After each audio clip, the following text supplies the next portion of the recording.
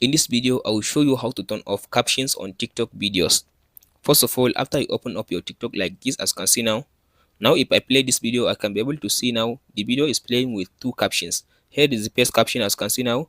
Here is the caption by default by the video, and here is another caption by TikTok. So if you want to disable the caption by TikTok, all you have to do now, let's play the video and see. As you can see now, I'm having two captions on on this video. Here is the first one, and here is the second one. So to disable this caption, all you have to do now, tap on this share arrow. As you can see now, this arrow, tap on it. After you tap on this arrow, now tap on this where it says captions. So now under this captions, all you have to do now, as you can see here, it says show captions. As you can see, here is it. It says show caption. So tap on this section to turn it off. So as you can see now, it says caption are turned off. So now tap on this cancel button. So now if I play the video, as you can see now, I can be able now to see only one caption on this video. That's it guys on how to turn off caption in TikTok video. Hope this video helps you out. Don't forget to like and subscribe. Thank you for watching guys.